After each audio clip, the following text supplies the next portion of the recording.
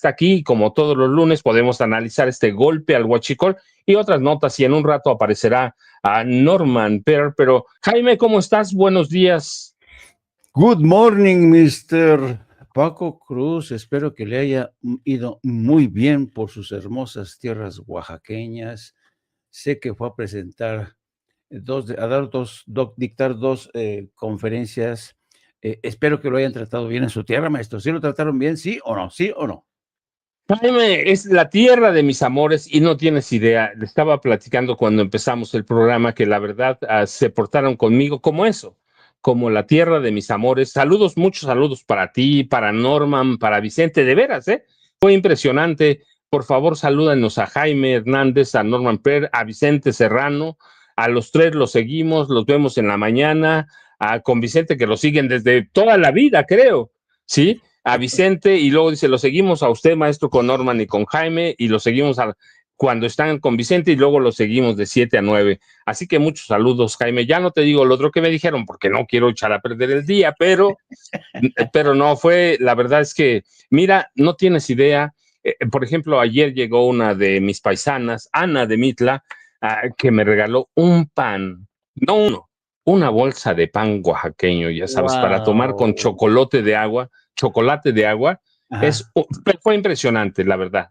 Fue impresionante, Jaime. Así que muy bien, el primer día el sábado hablamos de cómo desmantelar el narcoestado, que se consolida así ya plenamente con Felipe Calderón y Genaro García Luna, controlando a todos los grupos del crimen organizado. Y este domingo platicamos sobre las damas del poder, Jaime. Así que muchas gracias. Y mira con qué noticia empezamos las damas del poder, se lo presentamos el domingo, pero mira con qué noticia abrimos a Jaime. Sí, me sorprendió realmente esta conferencia convocada en domingo para dar a conocer los términos de esta detención y además los pormenores que detalló el fiscal general Alejandro Gertz Manero, señalando que el exsecretario de Marina había sido el que inició, en el que a petición expresa solicitó el inicio de esta conversación derivada de las sospechas que ella tenía.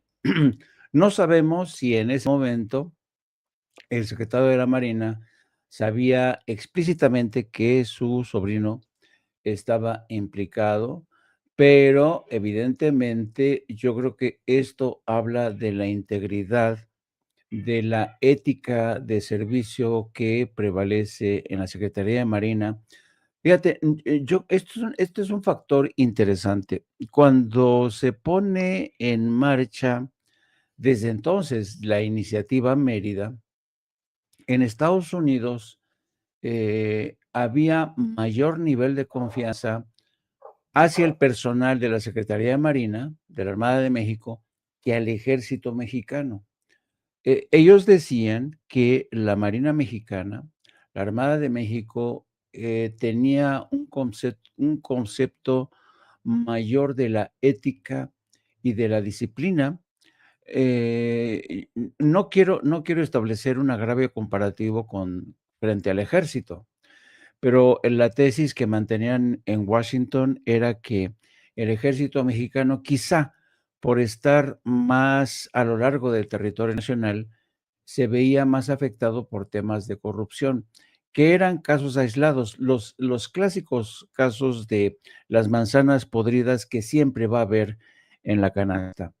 Entonces, en esta medida, ellos decían que era más confiable la Armada de México, la Marina, frente al ejército. Yo no sé si este criterio, esta tesis tiene sustento hasta el día de hoy, pero uno agradece que la investigación haya culminado de la forma que culminó, pero a mí lo que sí me sorprendió fue realmente, no hay todavía un inventario detallado de los bienes inmuebles incautados, de los automóviles, y no sabemos qué más.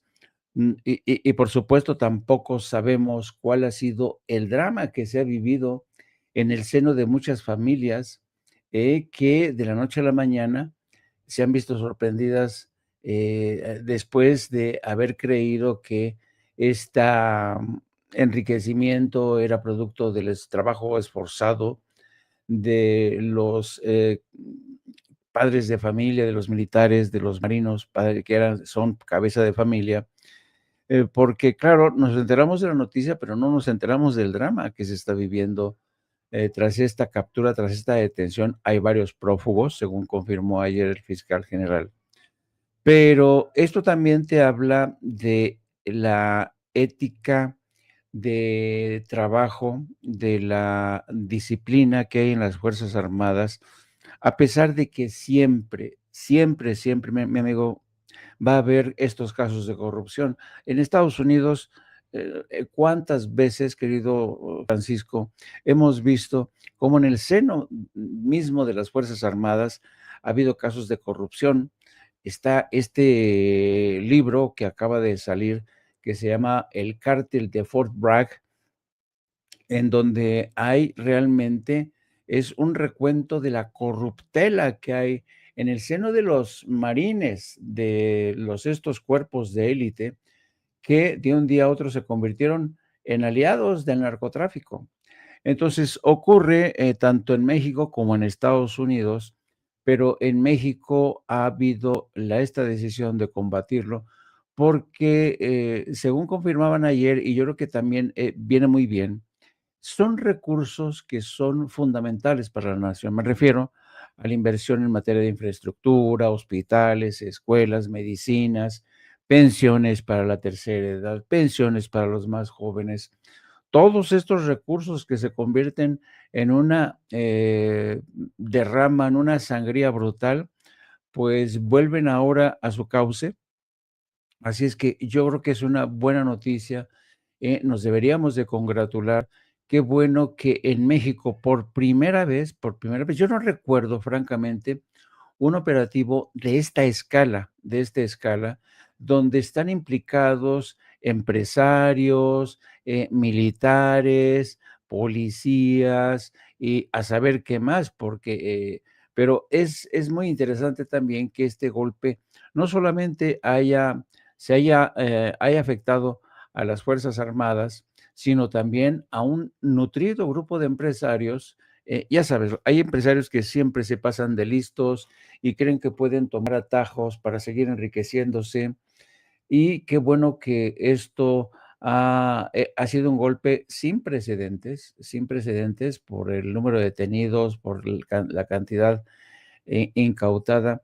Así es que yo creo que esto también debería de servir de advertencia para quienes, un ojo a navegantes, ¿no? Un ojo a navegantes para aquellos que crean que van a pasar desapercibidos, que total, robar un poquillo, 1 millón, 2 millones, 3 millones de dólares no está mal y después ya, una vez que me enriquezca, dejo que las cosas pasen. No, no, no, no. Ahora la justicia sí llega. Eso es lo que quiero creer, que la justicia sí llega, sí hay rendición de cuentas. ¿Te acuerdas cuántas veces nos hacíamos esta pregunta? ¿Hasta cuándo va a haber rendición de cuentas en México? ¿Hasta cuándo?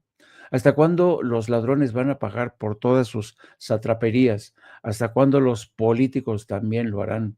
Y yo francamente creo que es una muy buena noticia dentro de lo malo, porque creo que por primera vez estamos hablando de rendición de cuentas. Yo espero, realmente espero, que este no sea un espejismo. Yo creo que esto realmente sea un síntoma de cómo está funcionando la política de cero tolerancia hacia la corrupción, no solamente en el seno de las Fuerzas Armadas, sino en el seno de toda nuestra sociedad, querido amigo.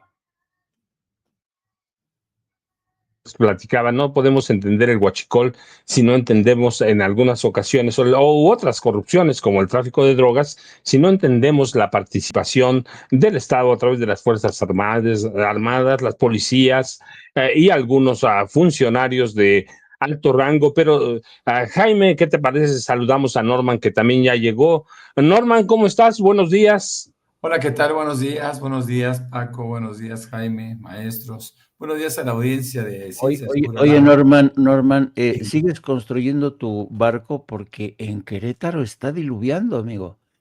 Yo estaba pensando que Norman ya estar construyendo su barco en caso del naufragio. ¿Cómo te ha ido con tanta lluvia en Querétaro? Pues no, yo no me doy cuenta, es decir, ha habido lluvias muy pequeñitas, por lo menos en el norte de la ciudad. Yo vivo en Juriquilla, que está al norte de Querétaro, Ah, como a 15, 20 kilómetros, y realmente no, sí, ha llovido mucho. No he visto ya tan las tormentonas que pasaron hace 10, 15 días, pero he visto algo de lluvia. Ahora, sé que en la parte central de la ciudad ha habido problemas más serios, no hay avenidas en donde en sus pendientes pues se inundan, pero bueno, pues yo creo que esto está pasando, así pensaba en todo el país, ¿no? sí, Es sí, lo que sí. leo. Y sé que en la Ciudad de México, en varias alcaldías hay problemas serios, pero bueno, pues eh, pues Querétaro no es la excepción, ¿no? Muy bien. Qué bueno que está Norman, el maestro Paco, después de sus participaciones en la Feria del Libro en Oaxaca. ¿Cómo te fue, Paco? Norman, primero un saludo de la gente de Oaxaca, de la tierra de mis amores. La verdad es que saludos para ti, para Jaime, para Vicente, de gente que nos sigue aquí en Sin Censura. Luego de 7 a 9, de veras, muchos saludos para todos. A las presentaciones, la verdad, la del sábado fue una conferencia. La verdad que debo ser muy agradecido. La gente fue, mucha gente. Me tuvieron más de 2 horas ahí en la conferencia. Ayer me tuvieron 1 hora y media en conferencia y como más de media hora firmando libros, pero tuvimos que acabar porque sabes, hubo retrasos en las conferencias porque son las fiestas patrias, así que a las 6 de la tarde va a haber por todo el mes una ceremonia del ejército y las autoridades del Estado conmemorativas de las fiestas patrias. Así que mi primera conferencia se retrasó más de media hora. Norman y yo dije, no, esto va a ser un desastre. Ya íbamos a empezar a las 6:30, no habíamos empezado porque había un acuerdo de que mientras estuviera la ceremonia no se podía nada, hay que respetar la ceremonia. No, de veras, Norman, Jaime, empezamos y yo dije, con que haya una persona, doy la plática. Norman, Jaime, de pronto, no sé de dónde salió tanta gente y eso se llenó. Y me tuvieron más de 2 horas, más de Wow. 2 horas y media entre conferencia y firmando libros. Y luego el domingo también se retrasó porque hubo una ceremonia temprano y luego hubo una ceremonia, una lectura de libros con el gobernador Salomón Jara Cruz, con estudiantes de la preparatoria 7. Entonces se retrasó, todo se detuvo, pero igual yo dije, no, pues ya estamos retrasados con más de media hora. La verdad, me tuvieron 1 hora y media hablando y que debo ser muy agradecido. Y luego me tuvieron por lo menos 40 minutos firmando libros y luego de ahí tuve que salir directo al aeropuerto porque a las 4 sería mi vuelo a la Ciudad de México. Pues muy Así bien, que, pues pero felicidades por saludos el éxito. Oye, para todos, que es ¿sabes, Norman? Yo creo que este éxito del maestro Paco Cruz, que lo trataron como hijo pródigo en Oaxaca, se debe, yo creo que en un 99% al hecho de que hoy es más popular gracias a que sale con nosotros de 7 a 9 con Norman Pearl. De nada, Paco, de nada. Hemos contribuido enormemente a tu popularidad en tu tierra, querida.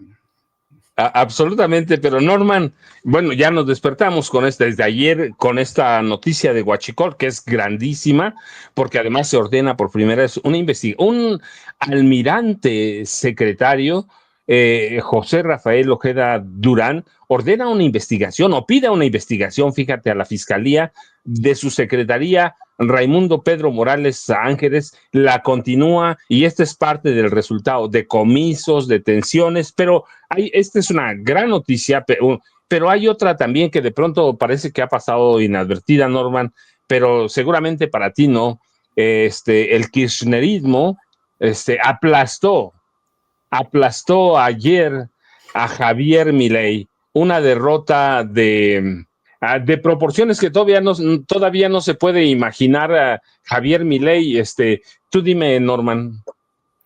Mira, yo creo que los argentinos tuvieron que vivir una etapa tan, bueno, y la siguen viviendo, tan dura, tan difícil, con Javier Milei al frente, que a pesar de los pequeños logros que tuvo en términos económicos, es decir, logró durante un tiempo reducir la inflación, logró tener avances en economía, es decir, con el sacrificio terrible de todo un pueblo. Es un poco lo que está pasando en Estados Unidos, ¿no?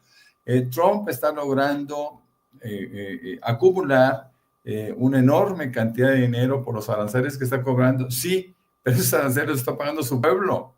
Entonces, bueno, pues son éxitos muy subjetivos, ¿no? No entienden la economía social. Y el caso de Javier Milei es interesante porque pierde las elecciones provinciales, que en este caso se dieron en el Gran Buenos Aires.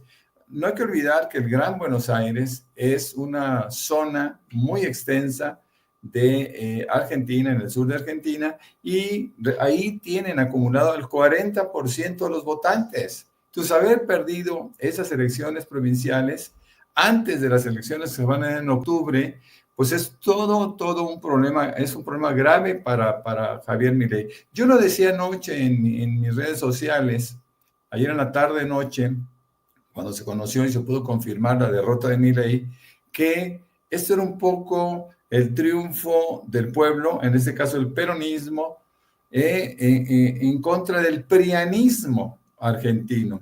¿Por qué? Porque estaba Javier Milei y Macri, quienes conjuntaron fuerzas, pero esas fuerzas fueron tan débiles, valga la comparación, fueron tan débiles que no fueron capaces tampoco de enfrentar a un peronismo que se enriquece, que se fortalece, inclusive hay que decirlo, al margen de la misma Cristina Kirchner, porque aun cuando ambos son peronistas, se estaban disputando la posibilidad de asumir el liderazgo del partido.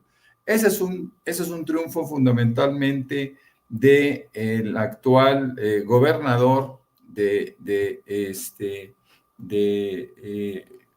Gran Buenos Aires, y Cristina Kirchner es una beneficiaria relativa de este triunfo. Yo creo que el pueblo de Argentina está logrando manifestarse a través de el voto. Aquí está Cristina Kirchner desde el balcón de su casa, de su departamento. No hay que olvidar que Cristina está en detención domiciliaria desde hace algunos meses y, bueno, pues aparentemente le prohibieron que ella tenga participación de carácter político, entiendo que durante 10 años. Así que, bueno, hay un cambio dramático en Argentina. Es una derrota para Milei, es una derrota para Trump, es una derrota para la ultraderecha internacional, mis queridos Jaime y Paco. Jaime, es una derrota, sí, para Milei, para el neoliberalismo, pero también, perdón, para Milei, pero es una derrota para el neoliberalismo, ¿no? Nosotros aguantamos algunos cuantos presidentes, Miguel de la Madrid, Salinas, Zedillo, Fox, Calderón y Peña, aguantamos un buen, ellos no están aguantando nada. Jaime, ¿tú ves un cambio en Argentina? Lo que ocurre es que, ¿saben? Para mí es un fenómeno tan peculiar, porque estamos a poquísimas horas de lo ocurrido ayer y hay tantas variables que hay que estudiar. Por ejemplo, una de las variables que a mí me sorprendieron muchísimo es la fuerza con la que el peronismo ha resucitado. O sea, es increíble que el peronismo siga vivo en Argentina. Son de las pocas corrientes políticas en el mundo que pueden decirse que son longevas, pero ojo, esto tiene que ver no por los méritos del peronismo en sí, ¿no? Es como pensar que realmente Perón y Evita Perón, digamos, se convirtieron en el aliento principal de esta victoria. No, el peronismo ha resucitado gracias a los errores de Javier Milei, a los escándalos de corrupción que se descubrieron en el curso de los últimos días, cómo esta gente se ha aprovechado del poder para enriquecerse, que es lo que está haciendo también Donald Trump. Entonces, yo creo que esto es un severo castigo de la sociedad, pero viene aparejado de fenómenos tan interesantes como el hecho de que el peronismo siga teniendo la fuerza que tiene. Hemos visto también cómo Cristina Kirchner, que se ha convertido en una rehén de ese sistema que encabeza Javier Milei, haya resucitado, haya salido al balcón y grabó un mensaje desde su casa para colocarse de nueva cuenta al frente de un movimiento de reivindicación. Esto es lo increíble. Cristina Kirchner vuelve a resucitar después. Cristina puede decirse que tiene varias vidas. ¿Se acuerdan aquel atentado fallido contra su vida? Y los errores de Milei la han catapultado de nueva cuenta. Era impresionante ver la forma en que los seguidores de Cristina se aglutinaban frente a su casa ayer. Y también no cabe duda que este también es un duro varapalo para ese modelo neoliberal que ya no funciona, ya no funciona. Estados Unidos cree que países como Argentina, incluso como Ecuador, porque ahora que estuvo Marco Rubio en Ecuador, el señor Daniel Noboa no solamente le prometió reabrir una base militar, entregarse básicamente a Estados Unidos, sino que Marco Rubio anunció la vuelta del Fondo Monetario Internacional con más préstamos para Ecuador para para perpetuar esta vieja estrategia de los extorsionadores desde el Fondo Monetario Internacional que obligan a las naciones a endeudarse para después controlarlas, obligarlas a que privaticen sus principales industrias. Ese modelo yo creo que no tiene más aliento de vida. Yo creo que a pesar de estos caprichos de la historia, acuérdense que la historia nunca funciona de forma lineal, avanza dando zigzags, así es la historia. Y Argentina y dentro de poco, espero, países como Ecuador van a demostrar que el neoliberalismo ya no es una fórmula que infunda vida, que infunda esperanza, que le dé un horizonte de realmente de progreso a la sociedad, como está ocurriendo en México. Por eso México se ha convertido realmente en un referente tan importante para América Latina y para el mundo.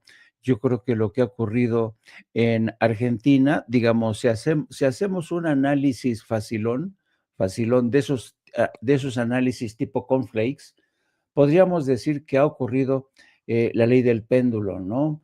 Podría regresar la izquierda en las presidenciales del 2027 en Argentina. No lo sabemos. Lo que sabemos por el momento es que el mileinismo ha fracasado estrepitosamente por sus errores propios, por esta avaricia. En el caso de Argentina, ahora sí que la codicia ha roto el saco. Los muchos escándalos de corrupción que han estallado en el entorno de Javier Milei y su hermana, pues hablan de lo corrupto que es el modelo neoliberal, hablan que de lo francamente, porque acuérdense que durante la época de mayor esplendor del neoliberalismo, una de las principales características, sobre todo en México, fue el de la corrupción.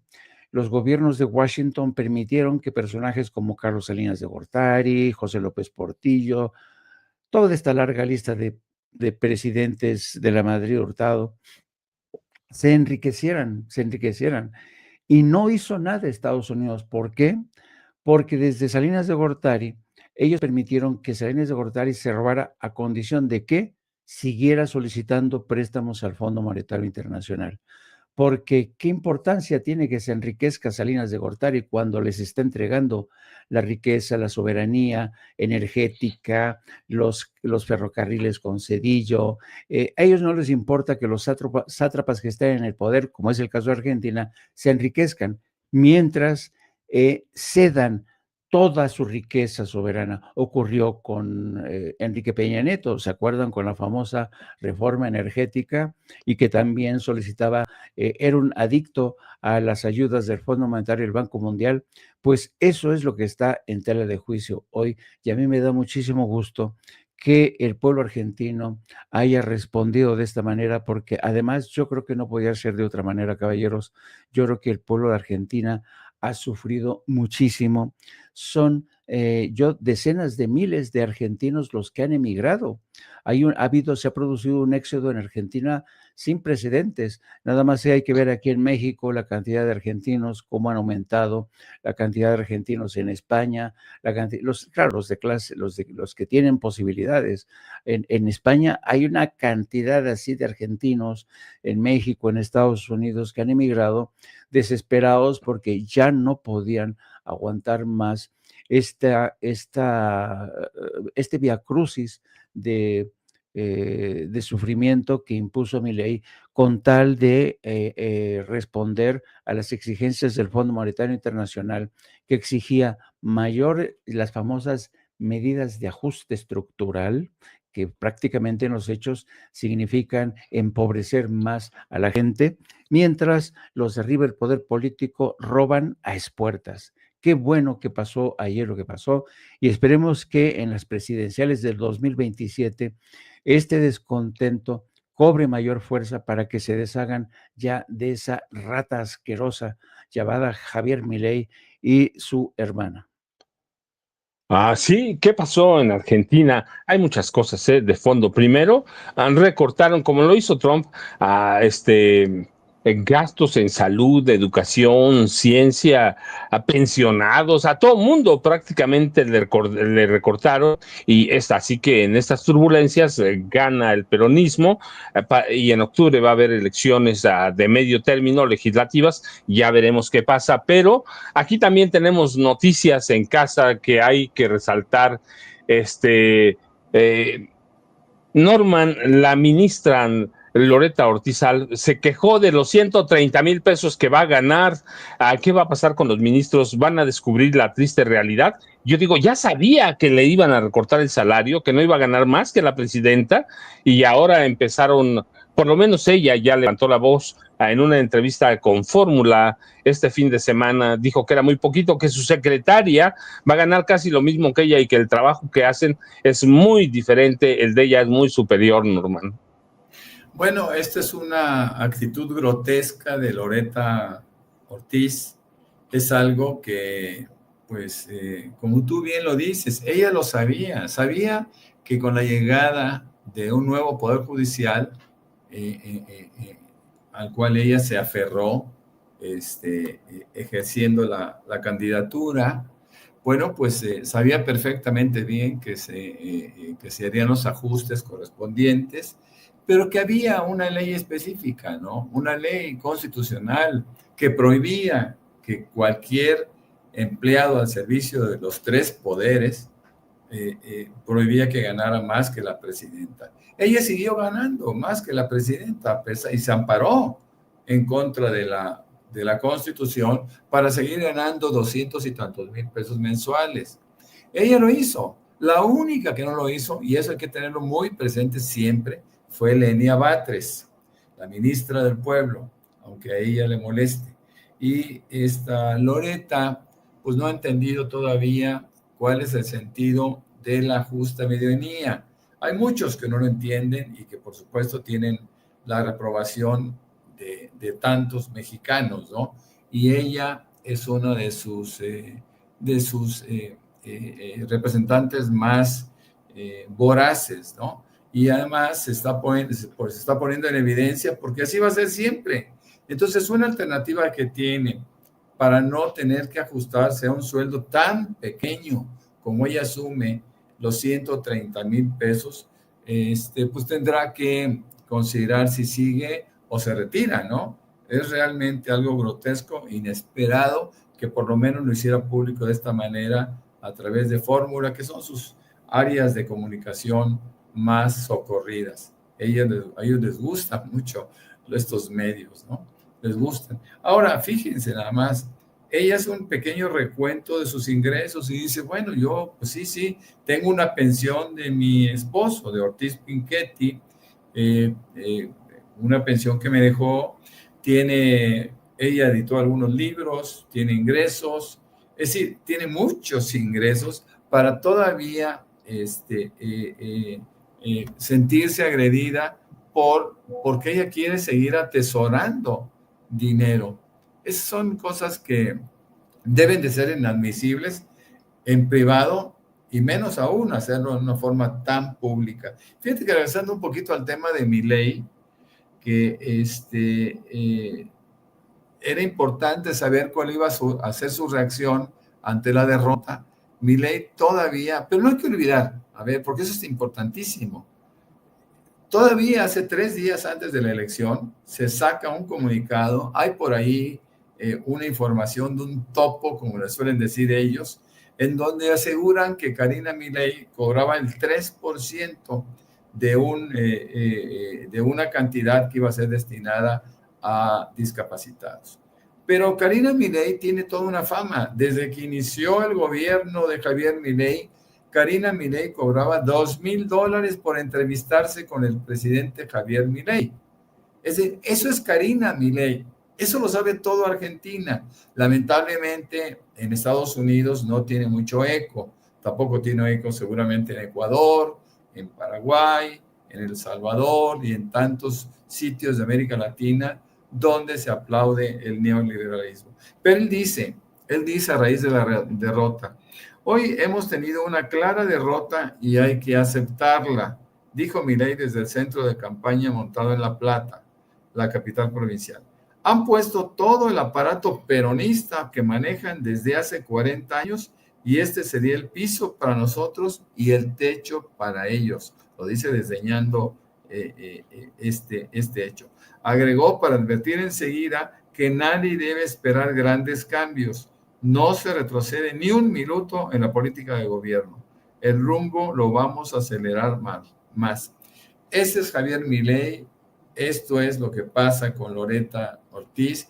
Y hay otras cosas que me parecen terribles que están sucediendo en el mundo, específicamente en los Estados Unidos, con la toma que quiere hacer Donald Trump de la ciudad de Chicago, Illinois, y bueno, y de todo el estado. Ya hay pronunciamientos por parte del gobernador, hay todo un problema serio, pero hay algo que es terrorífico.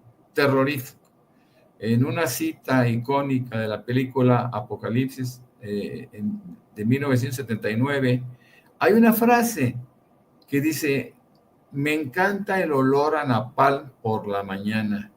Y Trump dice de una forma muy grotesca, me encanta el olor de las deportaciones por la mañana, parafraseando la película y parafraseando a aquel evento o aquellos momentos trágicos que vivió el pueblo vietnamita con el napalm que destruyó tantas vidas y que creó tantas quemaduras en el pueblo.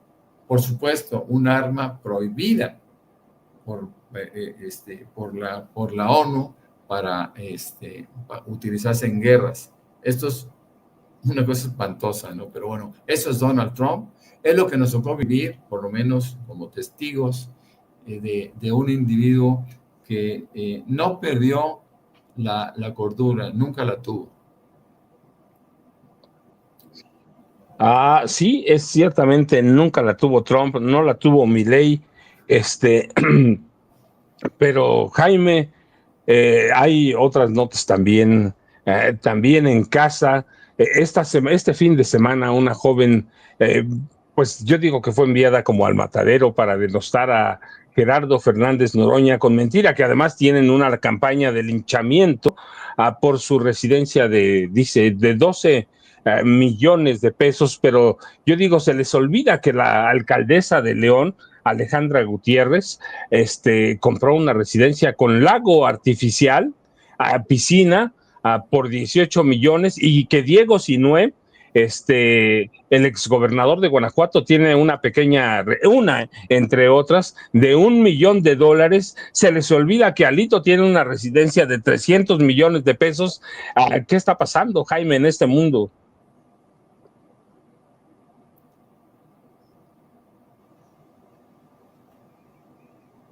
Parece que hay Como problemas. que, sí.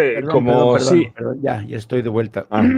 Les decía que las fuerzas vivas están contra Gerardo Fernández Noroña.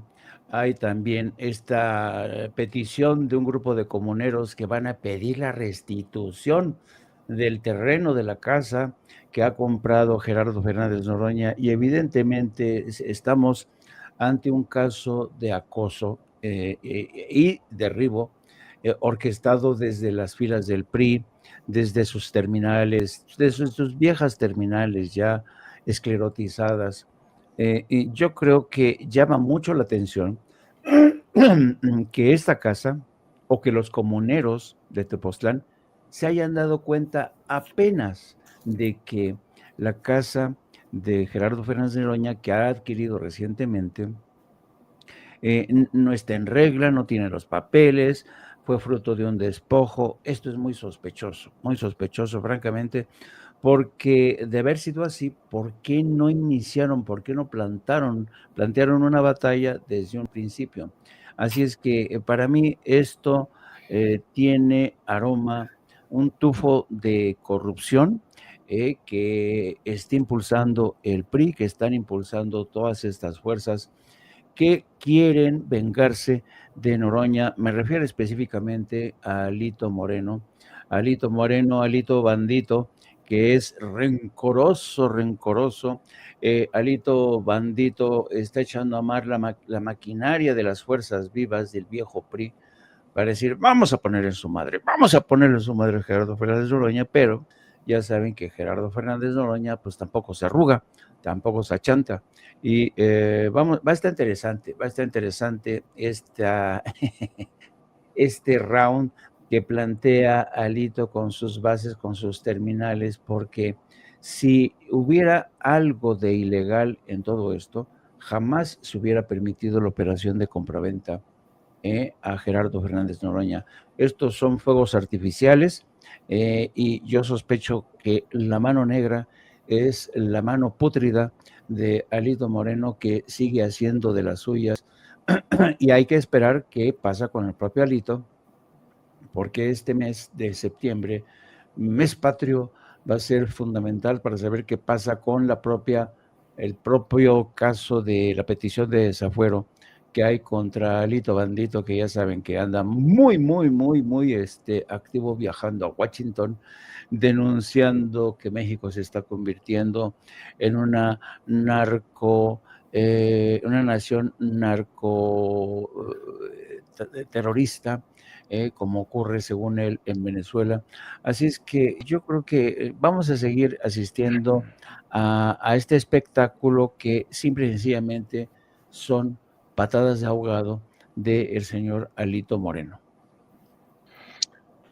Cierto, yo estoy de acuerdo con Jaime, y déjenme decirle, sí, la presidenta municipal de León compró una residencia, 18 millones de pesos, lago artificial, piscina. El exgobernador Diego Sinué en Texas, $1 millón, Alito $300 millones, y nadie dice nada. ¿Por qué? Porque hay una política para golpear a Gerardo Fernández Noroña. Norman ha visto de lejos, de cerca, a Gerardo Fernández Noroña, lo conoce, lo interpreta bastante bien, lo tiene bien. ¿Qué está pasando con Gerardo Fernández Noroña? Tiene la culpa Norman primero él salió a lucir su residencia de 12 millones de pesos. Él sabía que iba a pasar eso, o debió haberlo intuido, o debió haberlo imaginado. Que se le fueron de las patas, se fue él no sé, deslenguado, y bueno, pues la prensa lo va a tener ahí en el filo como tiro al blanco, ¿no?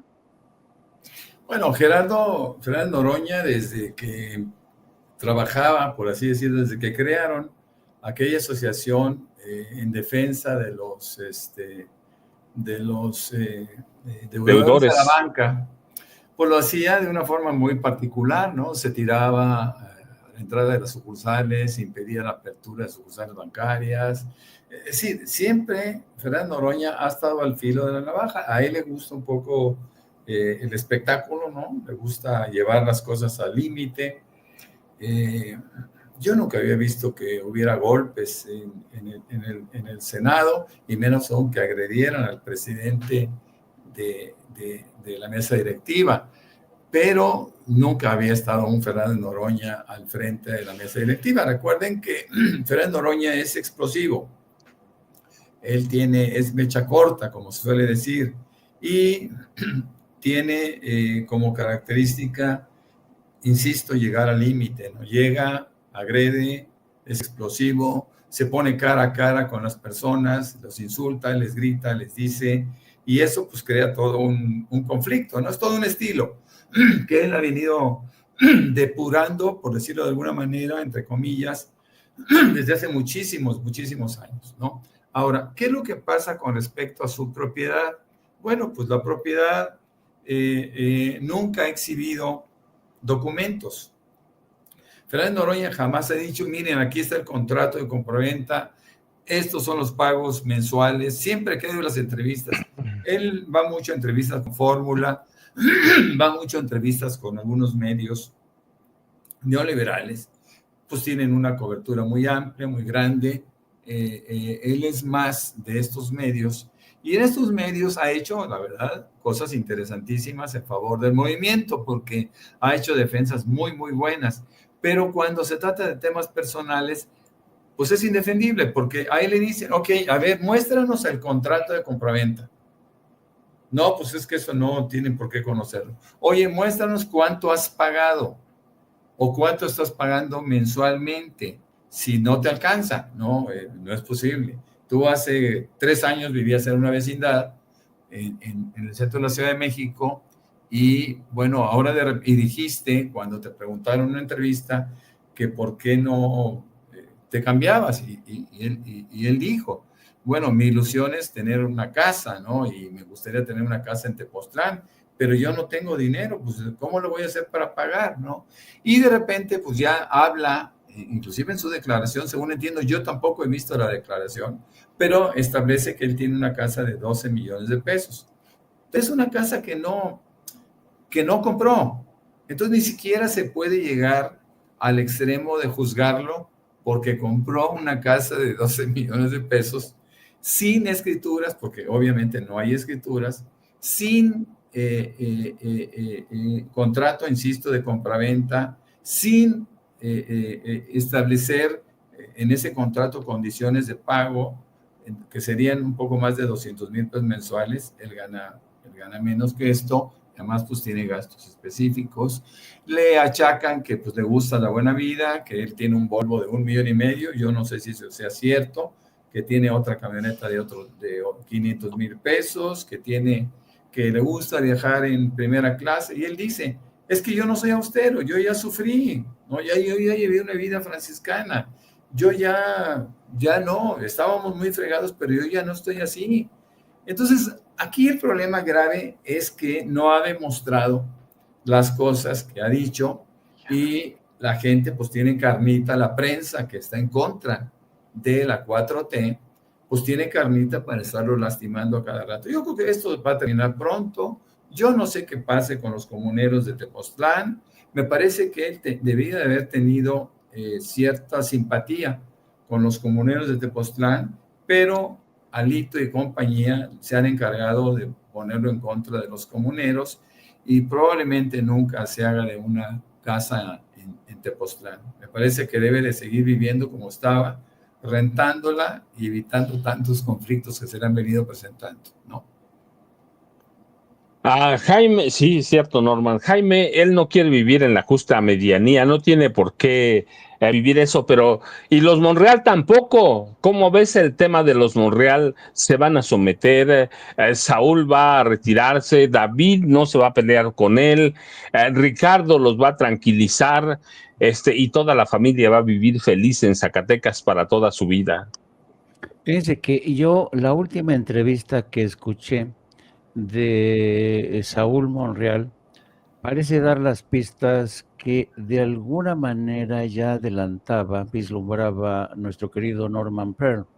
Es decir, están explorando, y también cuando lo platicábamos con Hamlet Almaguer, Saúl ha reconocido que va a estudiar todas las variables posibles que le permita la ley, que le permita a Morena para postularse como candidato a la gubernatura. Todo esto porque sigue realmente montado en su macho, él quiere ser gobernador.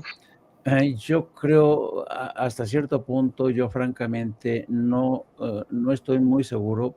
Fue Norman quien planteó este escenario de si estamos acaso ante un proceso de simulación o de paripé para de alguna manera dar la impresión de que le cierran el camino a Saúl, pero al mismo tiempo se lo facilitan para que presente su candidatura. Dicho esto, lo que sí es evidente es que el monrealismo ya no tiene horizonte en Zacatecas. Yo creo que la gente está harta del enriquecimiento inexplicable de los Monreal. Porque prácticamente los Monreal han administrado, gestionado ese estado como si se tratara de su rancho, de su hacienda, y la gente en Zacatecas ya está harta de esta situación. Así es que ya sea que se presente o no por Moreno o por una distinta formación política, tengo la impresión de que el gobierno del estado de Zacatecas dejará de estar en manos de los Monreal, con todo lo que ello implica, porque no hay que olvidar que el monrealismo ha parasitado a todos Zacatecas. Es increíble la cantidad de familiares que trabajan, que viven de las arcas del Estado. ¿Será esto el principio del fin? La verdad, yo no lo sé. Ricardo Monreal, el patriarca de esta gran tribu, ha demostrado tener de verdad, ha sido una fuerza tan pertinaz, es una extraña mezcla, Ricardo Monreal, que ha sobrevivido a cambios de partido, a cambios de régimen, de sistema. Los Monreal son realmente como cucarachas que se ajustan perfectamente a las condiciones, se metamorfosean, se convierten en lo que sea, todo con tal de seguir viviendo de las arcas del Estado, de seguir disfrutando del poder mediante pactos en lo oscurito, en las cloacas. Yo creo que esta historia está lejos de haber terminado.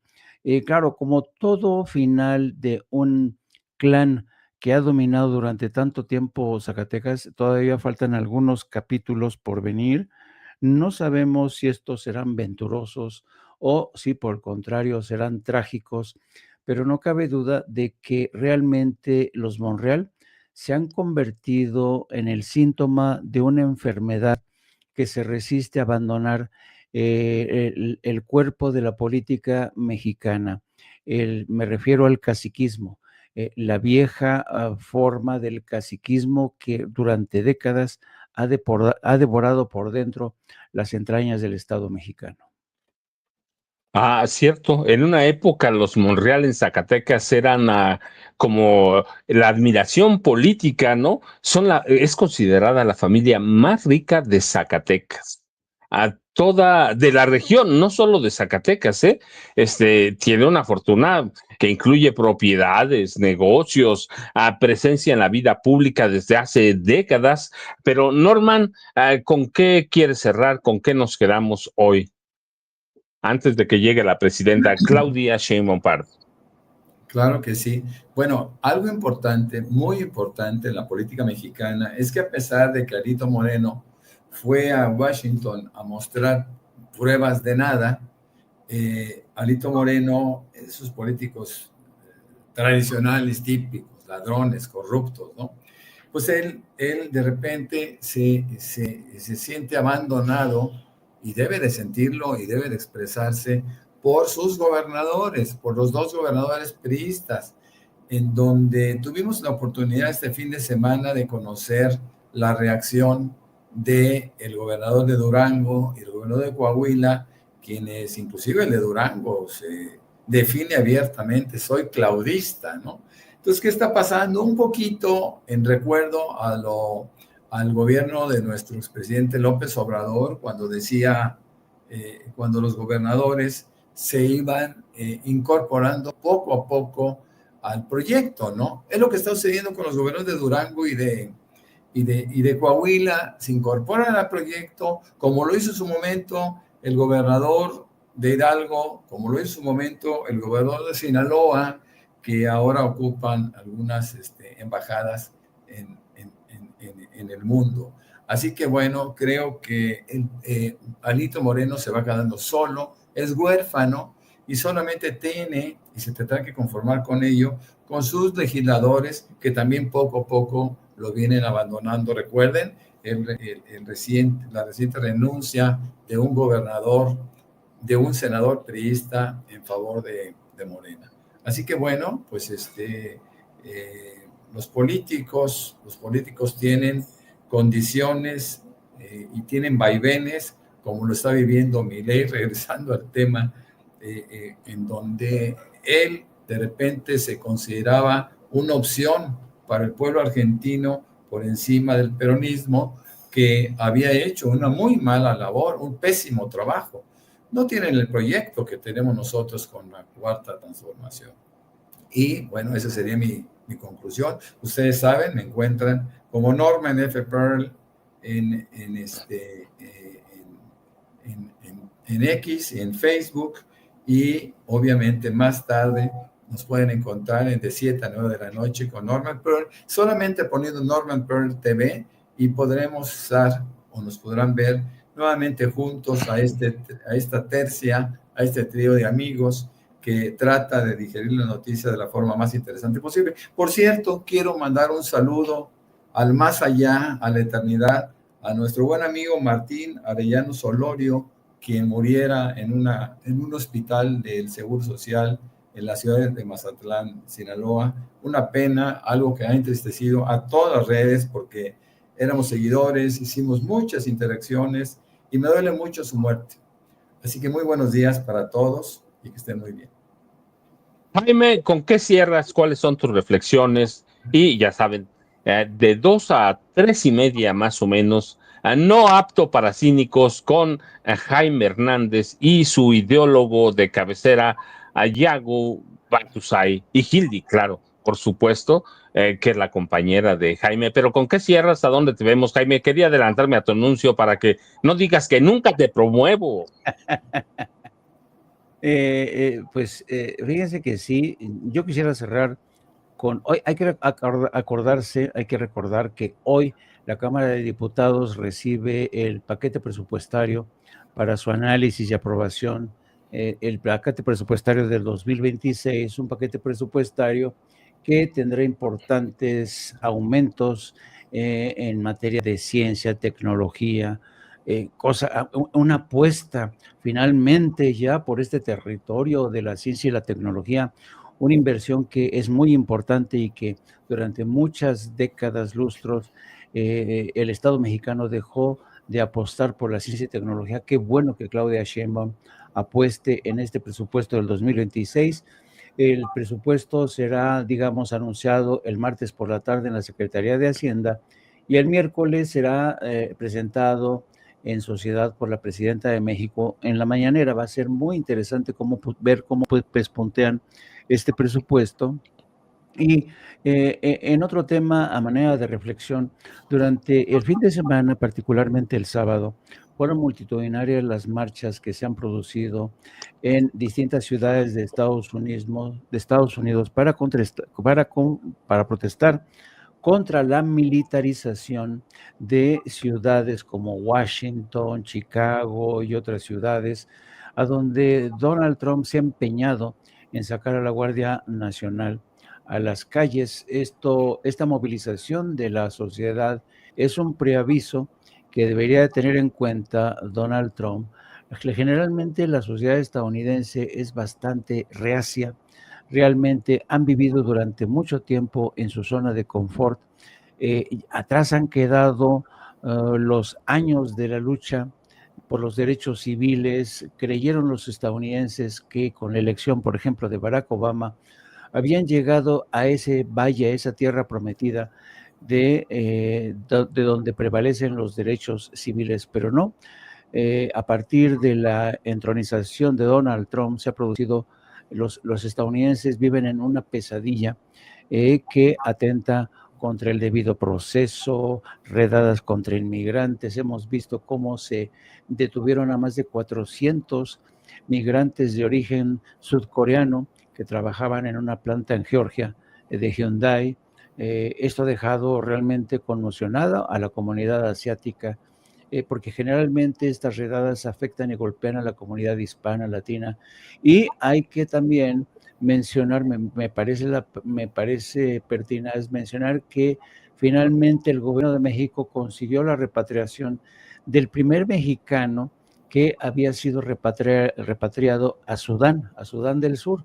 Se trata de el mexicano Jesús Muñoz, que fue expulsado a Sudán de manera arbitraria después de haber cumplido una sentencia de 25 años en Estados Unidos. Son de estas cosas realmente que uno no entiende cómo siguen ocurriendo estas cosas en Estados Unidos. Y ya saben, los espero a las 14 horas con mi querido ideólogo de cabecera, efectivamente, mi querido Batusay, el mejor editorialista que tenemos hoy. Digo, yo presumo de tener el mejor editorialista que es capaz de descifrar, de desmenuzar noticias importantes en tan solo 5 ladridos. Yo creo que este editorialista no tiene parangón, no puede rivalizar con Loret de Mola, mejor dicho, Loret de Mola, Riva Palacio, todos los editorialistas no pueden rivalizar con mi perro Chihuahua enano.